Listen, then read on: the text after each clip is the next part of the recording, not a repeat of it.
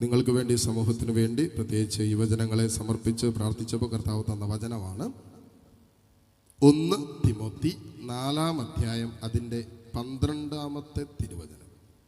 ആരും നിന്നെ പ്രായക്കുറവിൻ്റെ പേരിൽ അവഗണിക്കാൻ ഇടയാക്കരുത്.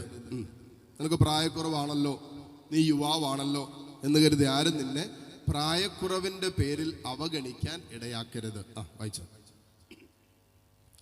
വാക്കുകളിലും പെരുമാറ്റത്തിലും, വേർഡ് ആൻഡ് ഡീഡ്, വാക്കിലും പെരുമാറ്റത്തിലും, സ്നേഹത്തിലും വിശ്വാസത്തിലും വിശുദ്ധിയിലും നീ വിശ്വാസികൾക്ക് മാതൃകയായിരിക്കുക. 5 കാര്യങ്ങളിൽ മാതൃകയായിരിക്കണമെന്നാണ് പൗലോസ് തിമോത്തിയോസിനോട് പറഞ്ഞത്. ഇത് നമുക്കെല്ലാവർക്കുള്ള സന്ദേശമാണ് കേട്ടോ. യുവജനങ്ങൾക്ക് വേണ്ടി മാത്രമല്ല, നമുക്കെല്ലാവർക്കും വേണ്ടിയിട്ടുള്ള ശക്തമായ സന്ദേശമാണ് ഈ കാലഘട്ടത്തിൽ. പൗലോസ് പറയാണ് 5 കാര്യങ്ങളുണ്ട്. നീ വാക്കിലും പ്രവൃത്തിയിലും, അല്ലെങ്കിൽ വാക്കിലും പെരുമാറ്റത്തിലും, ആദ്യം പറഞ്ഞു വാക്കിലും പെരുമാറ്റത്തിലും, പിന്നെ പറയാണ് സ്നേഹത്തിലും വിശ്വാസത്തിലും വിശുദ്ധിയിലും നീ വിശ്വാസികൾക്ക് മാതൃകയായിരിക്കണം. അവർക്ക് പറഞ്ഞേ ഹല്ലേലൂയ, ഹല്ലേലൂയ. ശ്രദ്ധിക്കണേ, ആദ്യം പറഞ്ഞല്ല മാതൃകയായിരിക്കണം എന്ന് പറഞ്ഞു. വാക്കിലും പെരുമാറ്റത്തിലും, അല്ലെങ്കിൽ വാക്കിലും പ്രവൃത്തിയിലും. ഈ പേരന്റിങ്ങുമായി ബന്ധപ്പെട്ട് ഞാൻ കഴിഞ്ഞ ദിവസം ടീനേജേഴ്സിന് വേണ്ടിയിട്ടുള്ള ധ്യാനമായിരുന്നു. കഴിഞ്ഞ ദിവസം തീർന്നേ ഉള്ളൂ. ക്യാരിസ് ഭവനിൽ 220-ഓളം കുട്ടികൾ വന്ന് താമസിച്ചു കൂടിയ ധ്യാനമാണ്. പല കുട്ടികളെയും കണ്ടു കഴിഞ്ഞപ്പോൾ ഒരു കാര്യം മനസ്സിലായി. നമ്മുടെ കുട്ടികൾക്കല്ല ശരിക്കും ധ്യാനം വേണ്ടത്, കുട്ടികൾക്ക് വേണ്ടെന്നല്ല, വേണം. പക്ഷേ അവിടെ മാതാപിതാക്കൾക്ക് അതിനു മുമ്പേ ധ്യാനം കൊടുക്കേണ്ട സമയം കഴിഞ്ഞു. ഈ കണ്ട പല പിള്ളേർക്കും സ്വന്തം അപ്പനോടും അമ്മയോടൊക്കെ വെറുപ്പാണ്. 10, 15, 16 വയസ്സേ ആയിട്ടുള്ള ഈ പിള്ളേർക്ക് ഇതിനകം സ്വന്തം അപ്പനോടും അമ്മയോടൊക്കെ ഉള്ളിൽ വല്ലാത്ത വെറുപ്പ് കൊണ്ട് നടക്കുന്ന കുഞ്ഞുങ്ങള്. ഇവരോടൊക്കെ നീ ക്ഷമിക്കാം, അമ്മയല്ലേ പോട്ടെ, അപ്പനല്ലേ പോട്ടെ, അത് വിട്ട് കള എന്നൊക്കെ പറഞ്ഞാലൊന്നും ഈ പിള്ളേർ അനങ്ങുന്ന പോലുമില്ല, കേൾക്കാൻ പോലും കൂട്ടാകുന്നില്ല. ഞങ്ങളാ മുറിവേറ്റത്, അല്ലെ ഞാനാ മുറിവേറ്റത്, ഞാനാ വിഷമിച്ചത്, ഞാനാ വേദനിച്ചത്. ആ വേദന എൻ്റെ മനസ്സിലുണ്ട്, മുറിവ് എൻ്റെ മനസ്സിലുണ്ട്, എൻ്റെ ഉള്ളിലുണ്ട് വിഷമം. ഈ പെങ്കൊച്ചു പറഞ്ഞു, ഒരു പെങ്കൊച്ചു പറഞ്ഞു, അച്ഛാ ഞാൻ ഓർമ്മ വെച്ച നാള് മുതൽ അപ്പൻ മദ്യപിച്ച് വീട്ടിൽ വരികയും ബഹളം ഉണ്ടാക്കുകയും അമ്മയെ തല്ലുകയും കണ്ടു വളർന്ന മകളാണ് ഞാൻ. ആദ്യകാലങ്ങളിലൊക്കെ കുഴപ്പമില്ലായിരുന്നു, പക്ഷേ എനിക്ക് പ്രായപൂർത്തിയാകാൻ തുടങ്ങുമ്പോൾ അപ്പൻ ചെയ്യുന്നതൊക്കെ കണ്ടിട്ട് എനിക്ക് അറിയില്ല അച്ഛൻ, എനിക്ക് ഉള്ളിൽ അപ്പനോട് അല്പം പോലും സ്നേഹമില്ല. എന്നിട്ട് ഇടയ്ക്കിടയ്ക്ക് ഞാൻ അമ്മയോട് പറയും, എനിക്ക് ഇങ്ങനൊരു അപ്പനില്ല. ഈ പെങ്കൊച്ചു പറയുന്ന, എന്നിട്ട് ഞാൻ ഈ പെങ്കൊച്ചിൻ്റെ അടുത്ത് പറയും, നീ അപ്പനെ സ്നേഹിക്കുന്നത് എങ്ങനെ സ്നേഹിക്കാൻ പറ്റും? നമ്മൾ പറയല്ലേ, ഈ ചില മാട്രിമോണിയിലൊക്കെ ഇപ്പോൾ കൊടുത്തു കഴിഞ്ഞാൽ പിന്നെ എല്ലാ ദിവസവും കുറേ ഇൻവിറ്റേഷനൊക്കെ കിട്ടും, റിക്വസ്റ്റൊക്കെ വരും. അപ്പം ചിലത് പിള്ളേർ പറയുന്നത്, അച്ഛാ മാതാപിതാക്കൾ കുറേയൊക്കെ സെലക്ട് ചെയ്തിട്ട് കൊടുക്കും. അപ്പം ഈ പങ്കുവച്ചുങ്ങൾ ആഘോഷം പറച്ചാ ഞങ്ങൾക്ക് ഒരു വൈബ് തോന്നുന്നില്ല, സ്നേഹിക്കാൻ ഒരു വൈബ്, ഈ കുന്ത്രാണ്ടം കിട്ടുന്നില്ലെന്നാണ് പറയുന്നത്. അതായത് കുറേ പേരുടെ ലിസ്റ്റ് മാതാപിതാക്കൾ ഇരുന്നെടുത്തിട്ട് വലിയ കുഴപ്പമൊന്നുമില്ല, പ്രശ്നമൊന്നുമില്ല, ഇവർക്ക് മക്കൾക്ക് ഇത് കൊടുത്തു കഴിയുമ്പോൾ അവരിതെല്ലാം നോക്കിയിട്ട് എനിക്കിതൊന്നും കണ്ടിട്ട് ഇവരോട് സംസാരിച്ചിട്ടൊന്നും ഒരു ഫീൽ കിട്ടുന്നില്ല, ഒരു വൈബ് കിട്ടുന്നില്ലെന്നാണ് പറയുന്നത്. ഈ പങ്കുവച്ചനോട് ഞാൻ പറയണേ, നീ അപ്പനെ സ്നേഹിക്ക്, എത്ര കുറവുണ്ടെങ്കിൽ അപ്പനെ സ്നേഹിക്കുക എന്ന് പറയുമ്പോൾ ഈ പങ്കുവച്ചു പറയും, എനിക്ക് സ്നേഹിക്കാൻ പറ്റണ്ടേ, സ്നേഹിക്കാൻ പറ്റണ്ടേ. പങ്കുവച്ചു പറഞ്ഞ, അച്ഛൻ പറയുന്നത് എനിക്ക് മനസ്സിലാകും, അച്ഛൻ പറഞ്ഞതും അച്ഛൻ പ്രഘോഷിച്ചൊക്കെ എനിക്ക് മനസ്സിലാക്കാൻ പറ്റും, പക്ഷേ എനിക്ക് പറ്റണ്ടേ.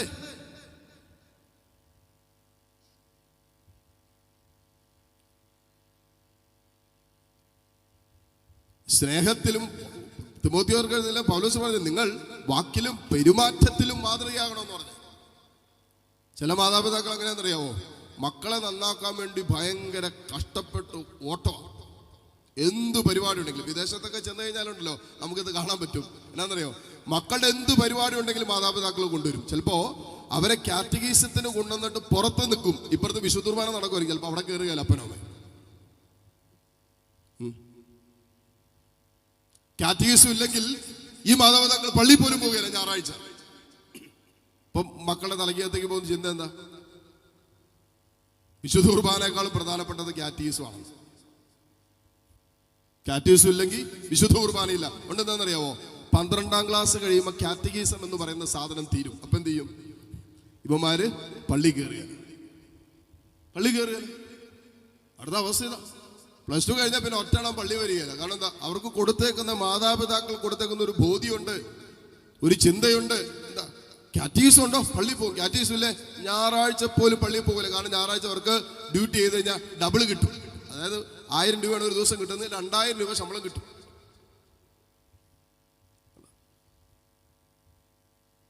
വാക്കിലും പെരുമാറ്റത്തിലും മാതൃകയായിരിക്കണം മക്കൾക്ക്. കുഞ്ഞുങ്ങൾക്ക് ചെറുപ്രായത്തിലെ വചനം പറയുന്നത് പോലെ ശൈശവത്തിൽ തന്നെ നടക്കേണ്ട, സുഭാഷിതങ്ങൾ 22:6 വചനം പറയുന്നു, ശൈശവത്തിൽ തന്നെ നടക്കേണ്ട വഴി പരിശീലിപ്പിക്കുക, വാർദ്ധക്യത്തിലും അവൻ അതിൽ നിന്നും പിന്തിരിയുകയില്ല. നമ്മുടെ ഒരു തെറ്റിദ്ധാരണയാണ് എന്ത്? കുഞ്ഞുങ്ങൾ കുറച്ച് കഴിയുമ്പോൾ നഷ്ടപ്പെട്ടു പോകുന്നു. ഒന്നുമില്ല.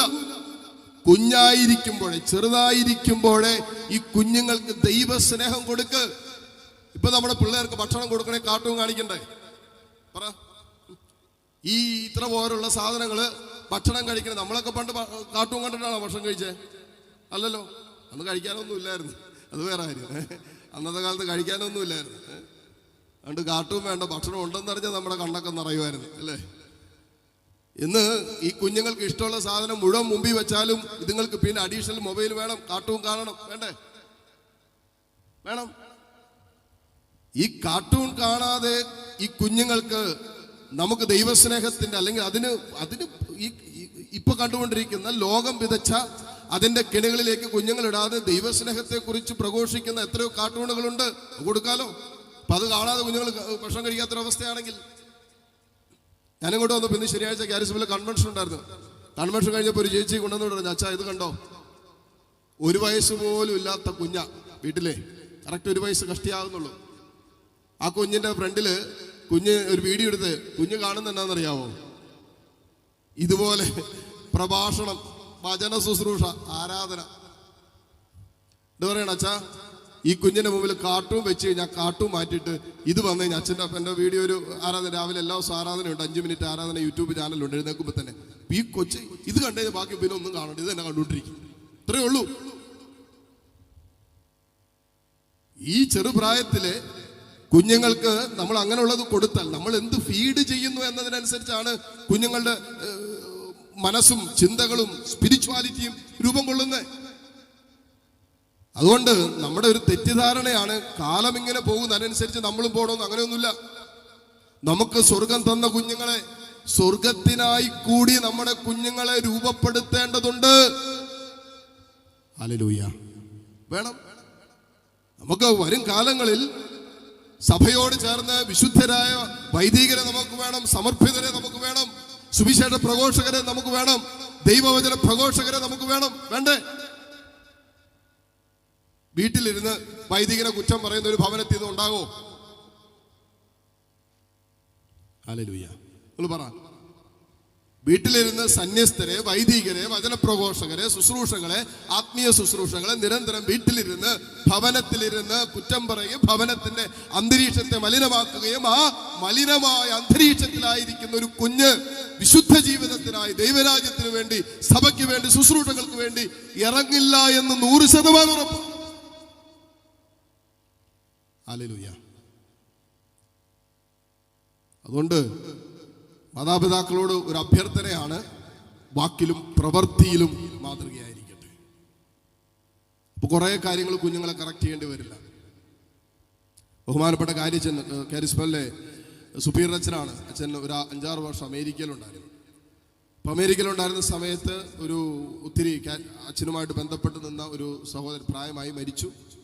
അപ്പോൾ അവിടെയൊക്കെ മരിച്ചു കഴിഞ്ഞിങ്ങനെ ബോഡി കൊണ്ടുവന്ന് വെച്ച് കുർബാന കഴിഞ്ഞ് മക്കള് അപ്പനെ കുറിച്ചൊക്കെ ഒരു അമ്മയാണെങ്കിൽ അപ്പൻ, അപ്പനാണെങ്കിൽ അപ്പൻ, അമ്മയാണെങ്കിൽ അമ്മ, അവരെക്കുറിച്ചൊക്കെ ഒരു ചരിത്രവായനയും അവരുടെ അനുഭവങ്ങളൊക്കെ പങ്കുവയ്ക്കും.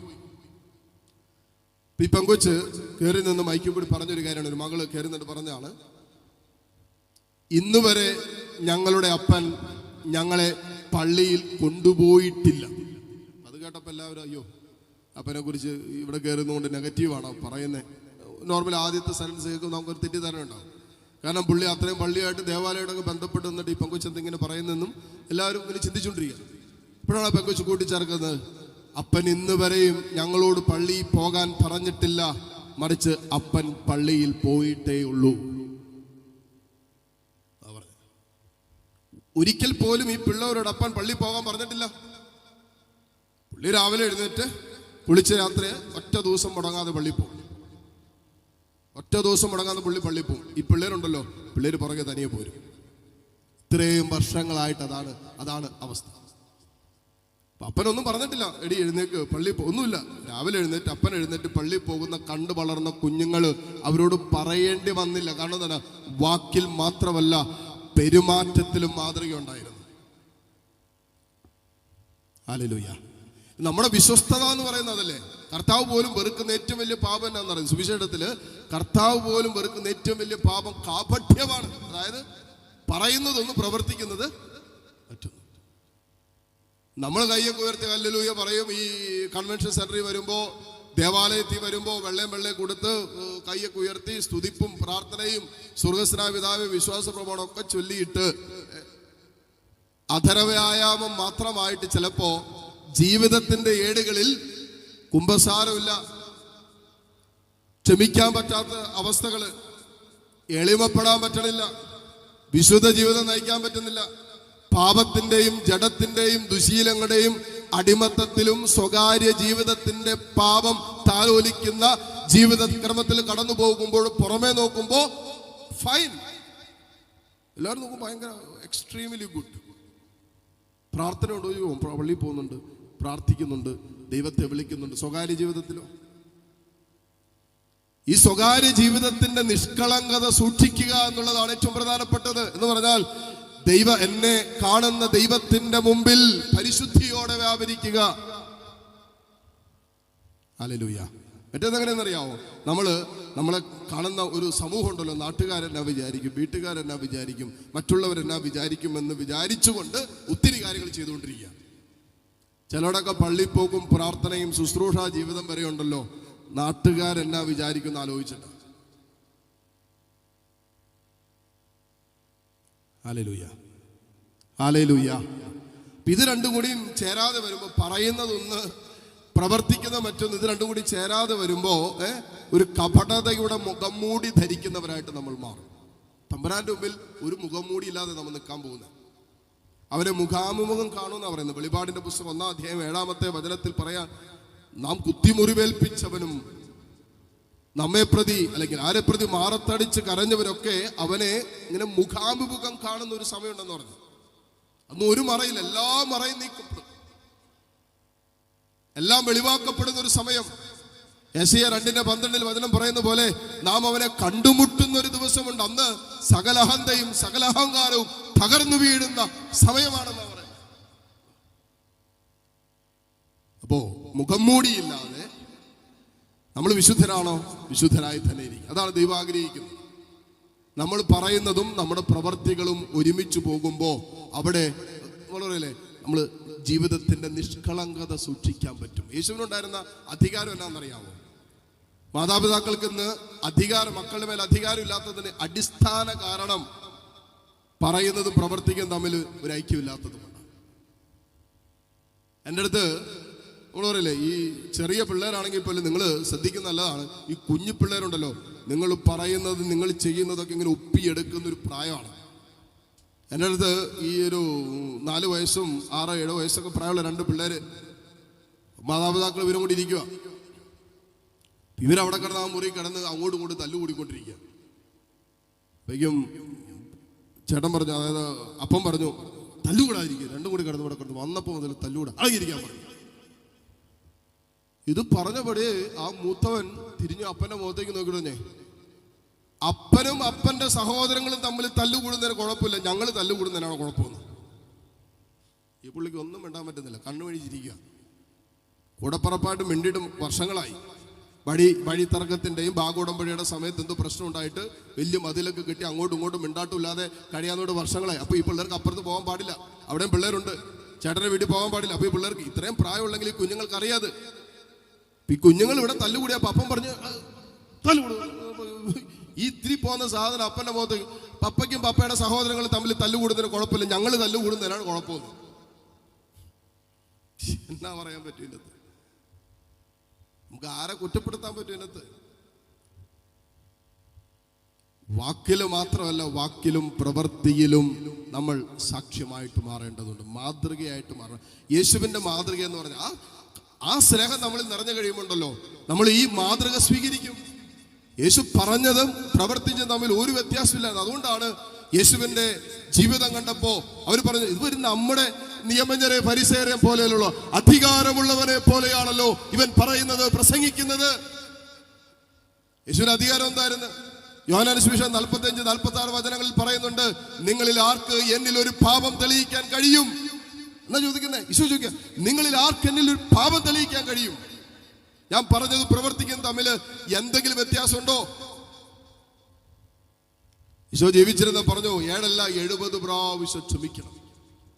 കാൽവരി കുരിശിൽ ശ്വാസം കിട്ടാതെ തൂങ്ങിക്കിടക്കുന്ന സമയത്ത് 3 ആണികളിൽ തൂങ്ങിക്കിടന്ന് തൻ്റെ ശരീരത്തിൽ നിന്നും ഓരോ തുള്ളിച്ചോരയും താഴോട്ടൊഴുകി അവസാന തുള്ളിച്ചോരയോളം കുരിശിൽ കിടക്കുന്ന സമയത്ത് തൻ്റെ കൺമുമ്പിൽ തന്നെ മുറിപ്പെടുത്തിയവര്, വേദനിപ്പിച്ചവര്, തള്ളിക്കളഞ്ഞവര്, തൻ്റെ താടിമീശ പിടിച്ചു പറിച്ചവര്, തൻ്റെ ശിരസിൽ മുൾമുടി വെച്ച് അടിച്ചവര്, തൻ്റെ വസ്ത്രങ്ങൾ ഭാഗിച്ച എല്ലാവരും ഉണ്ട്. ഇവരെ നോക്കിയിട്ട് ഈശോ പറഞ്ഞു, അപ്പാ ഇവർ ചെയ്യുന്നതെന്ന് അറിയുന്നില്ല, ഇവരോട് ക്ഷമിക്കണമേ. 7 അല്ല 70 പ്രാവശ്യം ക്ഷമിക്കണമെന്ന് പറഞ്ഞവൻ തൻ്റെ ജീവിതം കൊണ്ട് കാൽവരിയുടെ നിറകിൽ സഹനത്തിന്റെ അങ്ങേയറ്റത്ത് നിൽക്കും. ഈശോ പറഞ്ഞതാണ്, അപ്പാ കുരിശിന്റെ വചനമാണ്, അപ്പാ ഇവരോട് ക്ഷമിക്കണമേ. ഹല്ലേലൂയ. സ്വന്തം സഹോദരന് വേണ്ടി ജീവൻ ബലി കഴിക്കുന്നതിനേക്കാളും വലിയ സ്നേഹമില്ല എന്ന് പറഞ്ഞവൻ സ്വജീവൻ ബലിയായി കാൽവരിയിൽ ഹോമിച്ചുകൊണ്ട് നമ്മെ അവൻ സ്നേഹിച്ചു. ഈ സ്നേഹം സത്യമാണ്. എനിക്ക് യുവജനങ്ങളോട് പറയാനുള്ള ഒറ്റ കാര്യമുള്ളൂ, ഈ സ്നേഹം സത്യമാണ്, ഇത് നിത്യസ്നേഹമാണ്. കർത്താവ് വഞ്ചിക്കില്ല, കർത്താവ് ചതിക്കില്ല, കർത്താവ് തള്ളിക്കളയില്ല, കർത്താവ് ഒരിക്കലും ഉപേക്ഷിക്കില്ല. ലോകം തരുന്ന സ്നേഹം മാറി മറഞ്ഞാലും ദൈവം തരുന്ന സ്നേഹം ഉണ്ടല്ലോ, അതൊരിക്കലും മാറില്ല. മാറാത്ത സ്നേഹമാണ് ദൈവത്തിന്. അതുകൊണ്ട് ഫസ്റ്റ് ഫ്രണ്ട്ഷിപ്പ് ഈശോയുമായിട്ടാണ്. ഈശോയുമായിട്ട് ഒരു ഫ്രണ്ട്ഷിപ്പ് യൗവനത്തിൽ നിങ്ങൾക്കുണ്ടായാൽ പിന്നെ ആരുമായിട്ട് നിങ്ങൾ ഫ്രണ്ട്ഷിപ്പ് ഉണ്ടാക്കിയോ, ഒരു കുഴപ്പമുണ്ടാവില്ല. അതല്ല എങ്കിൽ നമ്മുടെ കുഞ്ഞുങ്ങൾ ഇന്ന് കടന്നു പോകുന്ന മേഖലകൾ സ്വപ്നം കാണാൻ പോലും പറ്റാത്ത മേഖലകൾ. ഒത്തിരി യുവജനങ്ങളുമായും ഈ കുട്ടികളുമൊക്കെ ആയിട്ട് ബന്ധപ്പെട്ട് നിൽക്കുന്നതുകൊണ്ട് അറിയാം, നമ്മുടെ കുഞ്ഞുങ്ങൾ ഇന്നും മൊബൈലിലൂടെയൊക്കെ കടന്നു പോകുന്ന ചില മേഖലകൾ, ചിലയിടങ്ങൾ നമുക്ക് സ്വപ്നം കാണാൻ പറ്റാത്ത രീതിയിലാണ്. എന്തെല്ലാം ഊരാക്കുടുക്കിലാണ് കുഞ്ഞുങ്ങൾ കിടക്കുന്നത്. ചില ബന്ധങ്ങളൊക്കെ ആരംഭിച്ചിട്ട് ആ ബന്ധങ്ങൾ അവിടെ തീരുന്നൊന്നുമില്ല. ആരെങ്കിലുമൊക്കെ ബന്ധത്തിലായിരിക്കുമ്പോൾ എല്ലാം മറക്കും എന്നൊക്കെ പറയുന്ന റിക്വസ്റ്റ് ചെയ്ത് കഴിഞ്ഞാൽ സ്വന്തം ശരീരത്തിന്റെ നഗ്നമായ ഭാഗങ്ങൾ ഫോട്ടോ എടുത്ത് അയച്ചു കൊടുക്കാൻ തക്ക വിധത്തിൽ വിവേകശൂന്യരായി നമ്മുടെ തലമുറകൾ യൗവനങ്ങൾ മാറിക്കൊണ്ടിരിക്കുക. എന്നിട്ട് പിൽക്കാലങ്ങൾ ഈ വിഷയത്തിന് പേരിൽ ബ്ലാക്ക് മെയിൽ ചെയ്യപ്പെടുന്ന അവസ്ഥ, നിരാശ, ആത്മഹത്യ, എന്തെല്ലാം കാര്യങ്ങൾ സംഭവിച്ചുകൊണ്ടിരിക്കുന്നത്. എന്നെ ചെയ്യാൻ പറ്റും? ഒരു നിമിഷത്തിന്റെ അവിവേകം ജീവിതത്തെ മുഴുവൻ തകർത്ത് കളയുന്ന ഒരു അവസ്ഥയിലേക്ക് എത്തിയെങ്കിൽ ഈ അവിവേകത്തിന് വിരാമമിടണമെങ്കിൽ സുവിശേഷത്തിന്റെ ജ്ഞാനം നമ്മുടെ കുഞ്ഞുങ്ങൾക്ക് കിട്ടണം, യൗവനങ്ങൾക്കുണ്ടാകണം. ഉണ്ട്, നമ്മൾ പ്രാർത്ഥിക്കേണ്ട വിഷയമാണ്. നമ്മുടെ യുവജനങ്ങൾ, നമ്മുടെ യൗവനങ്ങൾ സുവിശേഷത്തിന്റെ ജ്ഞാനത്തിൽ, യേശുവിന്റെ ജ്ഞാനത്തിൽ നിറയപ്പെടാൻ എന്ത്, എപ്പോൾ, എങ്ങനെ ചെയ്യണമെന്ന് സുവിശേഷത്തിന്റെ ജ്ഞാനം നമ്മളെ പഠിപ്പിക്കും. അവർക്ക് പറഞ്ഞ ഹല്ലേലൂയ, ഹല്ലേലൂയ, ഹല്ലേലൂയ. അടുത്ത വചനം പറയാണ്, വാക്കിലും പെരുമാറ്റത്തിലും പിന്നെയോ സ്നേഹത്തിലും മാതൃകയായിരിക്കണം. എന്തിലൊക്കെ? വാക്കില്, പെരുമാറ്റത്തിലും. മൂന്നാമത് പറയാണ് സ്നേഹത്തിൽ മാതൃകയായിരിക്കണം. നമുക്ക് ആർക്കാ സ്നേഹമില്ലാത്ത? നമുക്ക് എല്ലാവർക്കും സ്നേഹമില്ലേ? പിന്നില്ലേ എന്തോരം സ്നേഹം. നമ്മളെ സ്നേഹിക്കുന്നവരോട് നമുക്ക് സ്നേഹമുണ്ട്, അതിനകത്ത് ഒരു സംശയമില്ല. നമ്മളെ സ്നേഹിക്കുന്നവരോട് നമുക്ക് സ്നേഹമുണ്ട്. അടുത്ത ചോദ്യം, നമ്മളെ സ്നേഹിക്കാത്തവരോടോ? നമ്മെ സ്നേഹിക്കുന്നവരോട് നമുക്ക് സ്നേഹമുണ്ട്, സ്നേഹത്തിൽ നമ്മൾ എന്നാ വേണേലും ചെയ്യും. നമ്മളെ സ്നേഹിക്കാത്തവരോടോ, നമ്മളെ വേദനിപ്പിക്കുന്നവരോടോ, നമ്മളെ മുറിപ്പെടുത്തുന്നവരോടോ, നമ്മൾ ഏതെങ്കിലുമൊക്കെ രീതിയിൽ ജീവിതത്തെ തകർക്കുകയും മാനസികവും വൈകാരികവുമായി വേദനിപ്പിക്കുകയും നമ്മുടെ കുടുംബത്തെ, നമ്മുടെ സ്വപ്നങ്ങളൊക്കെ തകർത്ത് കളയുകയും ചെയ്ത ജീവിതങ്ങളോട് നമ്മുടെ മനോഭാവം എന്താണ്? സ്നേഹത്തിന് മാതൃകയായിരിക്കണമെന്ന് ചോദിച്ചു. യേശുവിന്റെ സ്നേഹത്തിലാണ്, ഈ സുവിശേഷം പഠിപ്പിക്കുന്ന സ്നേഹത്തിന് മാതൃകയാകാനാണ് പറഞ്ഞത്. അത് ശത്രുവിനെ സ്നേഹിക്കാൻ പഠിപ്പിച്ച സ്നേഹമാണ്. അതുകൊണ്ടാണല്ലോ മത്തായിയുടെ സുവിശേഷം 5-ാം അധ്യായം ഒരു 40 കഴിഞ്ഞ് അങ്ങോട്ട് വന്നു കഴിഞ്ഞാൽ കർത്താവിന്റെ വചനം പറയുന്നൊരു കാര്യം, നിന്നെ സ്നേഹിക്കുന്നവരെ മാത്രം നീ സ്നേഹിക്കുന്നുവെങ്കിൽ വിശേഷ വിധിയായി. എന്താണ്? ലൂക്കാസ് സുവിശേഷം 6-ാം അധ്യായത്തിൽ തന്നെ പറയുന്നത്, നിങ്ങളെ സ്നേഹിക്കുന്നവരെ മാത്രം നിങ്ങൾ സ്നേഹിക്കുന്നുവെങ്കിൽ വിശേഷ വിധിയായി നിങ്ങൾ എന്താ ചെയ്യുന്നേ? കൊള്ളക്കാരും ചുങ്കക്കാരും ഒക്കെ തന്നെയല്ലേ ചെയ്യുന്നേ? എന്തു പറയാണ്? നിങ്ങളെ വേദനിപ്പിക്കുന്നവർക്ക് വേണ്ടി പ്രാർത്ഥിക്കുവിൻ, നിങ്ങളെ പീഡിപ്പിക്കുന്നവരെ, നിങ്ങളെ വെറുക്കുന്നവരെ നിങ്ങൾ സ്നേഹിക്കുവിൻ. ഹല്ലേലൂയ. ഈ ഒരു മാതൃകയിലേക്കൊക്കെ നമ്മൾ വളരാൻ നമുക്കറിയാം, നമുക്ക് ഒത്തിരി ദൂരം ആത്മീയ ജീവിതത്തിൽ പോകേണ്ടിയിരിക്കുന്നു. അതുകൊണ്ടാണ് പൗലോസ് തിമോഥെയോസിനോട് പറഞ്ഞത്, നിനക്ക് പ്രായക്കുറവാണെങ്കിൽ നീ പേടിക്കൊന്നും വേണ്ട, നിനക്ക് പ്രായം കുറവാണോ, നീ അതേക്കുറിച്ചൊന്നും ആകുലപ്പെടണ്ട, പക്ഷേ ഈ സ്നേഹത്തിന്റെ മാതൃക നീ കാണിച്ചാൽ മതി. ഈ സ്നേഹത്തിന്റെ, അതായത് ശത്രുവിനെ പോലും സ്നേഹിക്കുന്ന സ്നേഹത്തിന്റെ മാതൃക. അതുകൊണ്ട് പൗലോസ് പറഞ്ഞു, നീ വാക്കിലും പെരുമാറ്റത്തിലും സ്നേഹത്തിലും മാതൃകയായിരിക്കട്ടെ. 4-മത് വിശ്വാസത്തിൽ മാതൃകയായിരിക്കട്ടെ. ഹല്ലേലൂയ. എന്തിലാണ് നമ്മൾ വിശ്വസിക്കുന്നത്? ആരിലാണ് നമ്മൾ വിശ്വസിക്കുന്നത്? പറ, ഒറ്റ വാക്കി പറ. ദൈവത്തിലല്ലേ എല്ലാവരും വിശ്വസിക്കുന്നത്, അല്ലേ? പറ.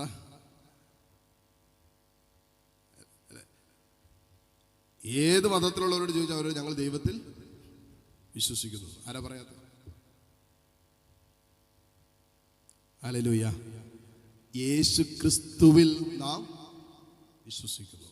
ഏകദൈവത്തിലും പുത്രനായ യേശു മാംസം ധരിച്ച് ലോകത്തിൽ വന്നുവെന്ന് ഏറ്റുപറയാത്ത ആത്മാവ് അന്തിക്രിസ്തുവിന്റെ ആത്മാവാണ്. The spirit of antichrist, ക്രിസ്തുവിനെതിരായ ആത്മാവ്. അത് ഈ കാലഘട്ടത്തിൽ ശക്തമായിട്ടുണ്ട്. വിശ്വാസത്തിൽ, ഇവിടെയാണ് ഈ കാലഘട്ടത്തിൽ ഏറ്റവും കൂടുതൽ പിശാച് പ്രവർത്തിച്ചുകൊണ്ടിരിക്കുന്നത്. വിശ്വാസത്തിൽ ശത്രു ശക്തമായിട്ട് പ്രവർത്തിക്കുന്നത്. അതുകൊണ്ട് യേശുക്രിസ്തുവിൽ പൂർണ്ണമായിട്ടും വിശ്വസിക്കുന്ന ഒരു ആത്മാവിനെ എങ്ങനെ ആ വിശ്വാസത്തിൽ നിന്ന് വ്യതിചലിപ്പിക്കാമെന്ന് ശത്രു പരിശ്രമിച്ചുകൊണ്ടിരിക്കുക. അതുകൊണ്ട് എന്താ? അന്ധവിശ്വാസത്തിലേക്ക് പോകും, കുറെ എണ്ണങ്ങൾ അവിശ്വാസത്തിലേക്ക് പോകും, നിരീശ്വരവാദത്തിലേക്ക് പോകും, ഒന്നുമില്ലാത്ത അവസ്ഥകളിലേക്ക് പോകും. ചെറിയ പ്രശ്നങ്ങൾ വരുമ്പോൾ ആരെങ്കിലും എന്തെങ്കിലുമൊക്കെ പറഞ്ഞ് അന്ന് അങ്ങോട്ട് പോകും, അന്ന് പിന്നെ അവിടെ പോയി നോക്കുക. കൈനോട്ടം, കാല് നോട്ടം, മഷി നോട്ടം, ജാതകം നോട്ടം, ചൊവ്വാദോഷം, വെള്ളി ദോഷം കൊണ്ടിരിക്കുക. എങ്ങോട്ടൊക്കെ പോകുന്നതെന്നറിയോ? ഒരു സഹോദരനടുത്ത് വന്നു കഴിഞ്ഞപ്പോൾ സഹോദരൻ പ്രാർത്ഥിച്ചിട്ട് പറഞ്ഞ്, ഒരു സ്ഥലത്ത് വന്നപ്പോൾ ആശാരി പറഞ്ഞു, അതേ നിങ്ങളുടെ വീടിൻ്റെ കന്യാകാ കോൺ ശരിയല്ലാത്തത് കൊണ്ടാണ് അനുഗ്രഹം ഇല്ലാത്തതെന്ന് പറഞ്ഞു. അപ്പോഴാണ് പുള്ളിക്ക് ഒരു ചിന്തയുണ്ടായത്, മനസ്സിലായത്, ഓ വീടിന് കന്യകയുടെ കോണുണ്ടോ എന്ന് അറിയില്ലായിരുന്നേ. അപ്പം ഇതെവിടെ പിന്നെ ആശാരി പറഞ്ഞത്, ഈ കോണാണ്, ഇത് പൊളിച്ചിട്ട് ഇങ്ങോട്ട് മാറ്റി, ഇത് പൊളിച്ച് അങ്ങോട്ട് മാറ്റാൻ പറഞ്ഞു, അപ്പം എല്ലാം ശരിയാവുന്നു.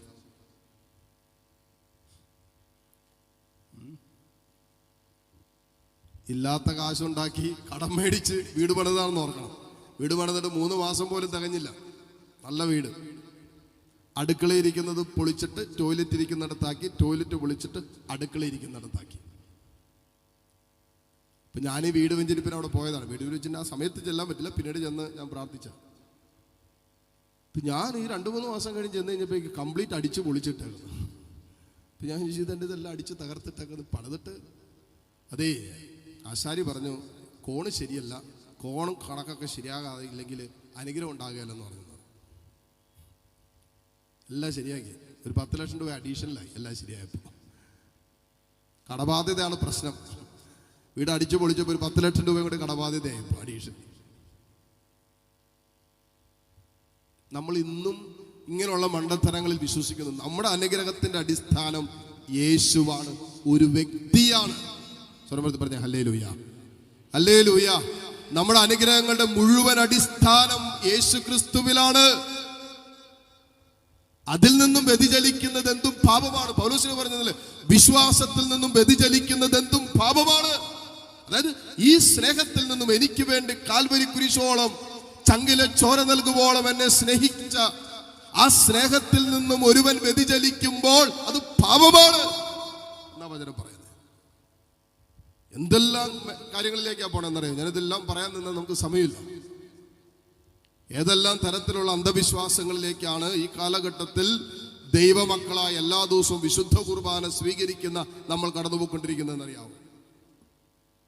ഒരു ചേച്ചി ഒന്ന് പറഞ്ഞു, അച്ഛാ ഞങ്ങളുടെ ഈ പ്രശ്നത്തിനൊക്കെ കാരണം എന്നാന്നറിയാമോ? കാരണം എന്നാ? അതച്ഛാ അവര് കൈവിഷം തന്നതാന്ന് പറഞ്ഞു. കൈവിഷം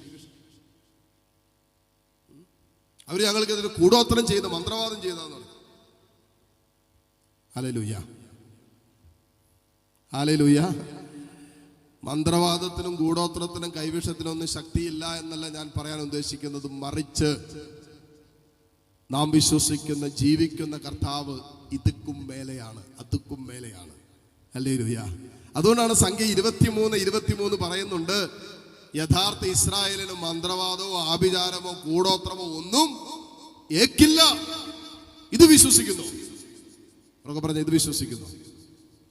നിങ്ങൾ ചോദിക്കണം, ഞാൻ ചോദിക്കട്ടെ, എല്ലാ ദിവസവും നിങ്ങൾ ദേവാലയത്തിൽ പ്രഭാതത്തിൽ വന്ന് യേശുവിൻ്റെ ശരീരവും രക്തവും സ്വീകരിക്കുന്ന നിങ്ങൾക്ക് ഈ പറയുന്ന കൈവിഷം ഏൽക്കോ ഇല്ലയോ? കൂടോത്ര ഏക്കോ? മന്ത്രവാദം ചെയ്ത ഏക്കോ? ആരെങ്കിലും നിങ്ങൾക്കെതിരെ ശത്രു സംഹാര വെടിപൊട്ടിച്ച ഏക്കോ? ഒന്നും ഏക്കില്ല. ഒരു തിന്മയും നിങ്ങളെ യേശില്ല എന്ന് വിശ്വസിക്കാൻ തക്ക വിധത്തിൽ ആത്മധൈര്യം നമുക്കുണ്ടായിരിക്കും. കാരണം പരിശുദ്ധാത്മാവ് തരുന്നൊരു ധൈര്യമുണ്ട്, ദൈവസ്നേഹത്തിൽ നമുക്ക് തരുന്നൊരു ധൈര്യമുണ്ട്. യേശുവിനോടുള്ള ബന്ധത്തിൽ ഒരു ശത്രുവിനും നമ്മുടെ ആത്മാവിന്റെ മേൽ അധികാരമെടുക്കാൻ പറ്റാത്ത വിധം അവൻ തന്റെ പരിശുദ്ധ രക്തം കൊണ്ട് നമ്മുടെ ആത്മാവിനെ പൊതിഞ്ഞു പിടിക്കുന്നു എന്നുള്ള ധൈര്യം. ഹല്ലേലൂയ. ഈ ധൈര്യം ചോർന്നു പോകരുത്. പരിശുദ്ധാത്മാവ് തരുന്ന ഒരു ധൈര്യമാണ്. അവന്റെ രക്തത്താൽ നമ്മുടെ ആത്മാക്കൾ മുദ്രിതമാണ്. ഒരു ശത്രുവിനും തൊടാൻ പറ്റില്ല. നമ്മൾ അനുവദിച്ചാലല്ല, പാപം മൂലം നമ്മൾ ശത്രുവിന് അധികാരം കൊടുത്താലല്ലാതെ ശത്രുവിന് നമ്മുടെ ആത്മാവിനെ തൊടാൻ പറ്റില്ല. കാരണം യേശു കാൽവരിയിൽ അവന്റെ അവസാനത്തുള്ളി രക്തവും നൽകി നമ്മെ വീണ്ടെടുത്തതാണ്. ഇപ്പൊ നാം അവൻ്റെതാണ്. യേശുവിൻ്റെതായിരിക്കുന്ന ഒന്നിനും പിശാചിനെ തൊടാൻ പറ്റില്ല. യേശുവിൻ്റെ സ്വന്തമായിരിക്കുന്ന ഒന്നിനെയും ആരെയും പിശാചിന് തൊടാൻ പോലും പറ്റില്ല എന്ന് വിശ്വസിക്കണം. ഹല്ലേലൂയ. അങ്ങനെ വിശ്വസിക്കുന്നിടത്താണ് ശത്രുവിന്റെ തിന്മ നമ്മളെ ഏക്കാൻ പറ്റാതിരിക്കുന്നത്. ഇതെങ്ങനെയാണെന്നറിയാവോ? ഉള്ളിൽ പേടിയാ. അച്ഛാ അവരെന്തെങ്കിലും ചെയ്താൽ ഞങ്ങൾ കേൾക്കോ? എന്നെ കേൾക്കാൻ ഈ ഭയം ഉള്ളിൽ കിടക്കുന്നുണ്ടേ. ഭയം ഒരു സ്പിരിച്വൽ അറ്റാക്കാ. വിശ്വാസത്തിന്റെ നേരെ വിപരീതമാണ് ഭയം. അപ്പോ ഭയപ്പെടുത്തി നമ്മുടെ മേൽ അധികാരമെടുക്കാൻ ശ്രമിക്കുന്ന ശത്രുവിന്റെ വഞ്ചനയിൽ നമ്മൾ പെട്ടുപോകരുത്. എന്റെ കർത്താവ് ജീവിക്കുന്ന യേശു എന്റെ കൂടെയുണ്ടെങ്കിൽ ഒരു തിന്മയും എനിക്കെതിരെ പ്രബലപ്പെടുകയില്ല. ഒരു അന്ധകാര ശക്തിയും എന്റെ കൂടാരത്തെ സ്വാധീനിക്കില്ല. അതൊക്കെ പറഞ്ഞ ഹല്ലേലൂയ, ഹല്ലേലൂയ. ഒരു തിന്മയ്ക്കും നമ്മുടെ മേൽ അധികാരമില്ലെന്ന് ഉറപ്പിച്ചു വിശ്വസിക്കുകയും ആ വിശ്വാസം നമ്മൾ ഉറക്കെ പ്രഖ്യാപിക്കുകയും ചെയ്യണം. പ്രശ്നം വരുന്ന സഹനമുണ്ട്, വേദനകളുണ്ട്. വാൾമുനയുടെ മുമ്പിലൊക്കെ നിന്ന രക്തസാക്ഷികൾ സഭയ്ക്കുണ്ട്. വിശ്വാസത്തെ പ്രതി രക്തം ചിന്തിയവർ സഭയ്ക്കുണ്ട്. വേദനകൾ ഉണ്ടാകില്ലെന്നോ, രോഗം ഉണ്ടാകില്ലെന്നോ, പ്രശ്നം ഉണ്ടാകില്ലെന്നോ, പ്രതിസന്ധികൾ ഉണ്ടാകില്ലെന്നല്ല ഞാൻ ഈ പറയുന്നത്. ഇതിന്റെ നടുവിലും ചങ്കുറ്റത്തോടെ ചങ്കുറച്ച് ഇങ്ങനെ തളർന്നു പോകാതെ തകർന്നു പോകാതെ നിലനിന്ന വിശ്വാസ സമൂഹം ഇന്നലകളിൽ നമുക്കുണ്ട്. ഹല്ലേലൂയ. ഈ ധൈര്യം പരിശുദ്ധാത്മാവ് തരുന്ന ധൈര്യമാണ്. ഇതാണ് ഈ കാലഘട്ടത്തിൽ നമ്മുടെ എല്ലാ ജീവിതങ്ങളും, യുവാക്കൾക്ക് മാത്രമല്ല എല്ലാവർക്കും ആവശ്യം. നമ്മുടെയൊക്കെ എത്രയോ പേരെന്നറിയാം മനസ്സ് ദുർബലമായി കഴിയുന്ന, മനസ്സിന് ഒരു ഫലമില്ലാതെ കഴിയുന്ന. ചെറിയ കാര്യം മതി, തൊട്ടാവാടി സ്വഭാവം, പെട്ടെന്ന് നിരാശപ്പെടും, പെട്ടെന്ന് ആകുലപ്പെടും, പെട്ടെന്ന് അസ്വസ്ഥപ്പെടും. എന്നിട്ട് ആത്മഹത്യയെക്കുറിച്ച് ചിന്തിക്കുക, ഡിപ്രഷനിലേക്ക് പോവുക, മരുന്ന് കഴിക്കേണ്ട അവസ്ഥ വരിക. ഇതൊക്കെ ഇപ്പോഴത്തെ കാലഘട്ടത്തിന് പ്രശ്നമാണ്. മനോധൈര്യം നഷ്ടപ്പെട്ടുകൊണ്ടിരിക്കുന്ന അവസ്ഥയാണ്. യേശുവിലുള്ള വിശ്വാസം നമുക്ക് ധൈര്യം തരും. വിശ്വാസമാണ് നമുക്ക് ധൈര്യം തരുന്നത്. ഹല്ലേലൂയ. അവസാനം പറയാണ്, വിശ്വാസത്തിലും വിശുദ്ധിയിലും മാതൃകയായിരിക്കുക. വിശുദ്ധിയിലും മാതൃകയായിരിക്കുക. 119:9 വചനം പറയുന്നുണ്ട്, ഒരു യുവാവ് എങ്ങനെ തൻ്റെ ഹൃദയത്തെ വിശുദ്ധമായി സൂക്ഷിക്കും. പറയാണ്, കർത്താവിൻ്റെ വചനങ്ങൾ ഹൃദയത്തിൽ എഴുതിയിട്ടുകൊണ്ട്. 2 തിമോത്തി അതിൻ്റെ 2-ാം അധ്യായം 21 മുതലുള്ള വചനങ്ങൾ വായിച്ചാൽ പറയുകയാണ്, നികൃഷ്ടമായ, ഞാൻ ആ വചനം വായിക്കാം, നിങ്ങൾ ശ്രദ്ധിച്ചു കേട്ടോ. അത് വായിച്ച് നമ്മൾ ശുശ്രൂഷ അവസാനിപ്പിക്കും. വചനം പറയാണ്, ഒരുവൻ നികൃഷ്ടമായ അവസ്ഥയിൽ നിന്നും തന്നെ തന്നെ ശുദ്ധീകരിക്കുന്നുവെങ്കിൽ അവൻ ശ്രേഷ്ഠമായ ഉപയോഗത്തിന് പറ്റിയതും ഗൃഹനായകന് പ്രയോജനകരവും ഏതൊരു നല്ല കാര്യത്തിനും ഉപയോഗയോഗ്യവുമായ വിശുദ്ധ പാത്രമാകും. അതിനാൽ യുവസഹജമായ മോഹങ്ങളിൽ നിന്നും ഓടിയകലുക. പരിശുദ്ധ ഹൃദയത്തോടെ കർത്താവിനെ വിളിക്കുന്നവരോട് ചേർന്ന് നീതി, വിശ്വാസം, സ്നേഹം, സമാധാനം എന്നിവയിൽ ലക്ഷ്യം വയ്ക്കുക. മൂഢവും ബാലിശവുമായ വാദപ്രതിവാദങ്ങളിൽ ഏർപ്പെടരുത്. അവ കലഹങ്ങൾക്കിടയാക്കുമെന്ന് നിങ്ങൾക്ക് അറിയാമല്ലോ.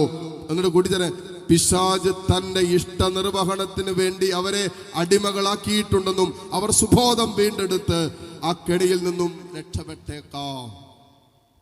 നമ്മൾ എത്ര കണ്ട് നമ്മെ വിശുദ്ധീകരിക്കുന്നു, അത്ര കണ്ട് വിശുദ്ധ പാത്രമാകുന്നു, അത്ര കണ്ട് ദൈവരാജ്യത്തിന് വേണ്ടി അവൻ നമ്മെ പ്രയോജനപ്പെടുത്തും. ഹല്ലേലൂയ.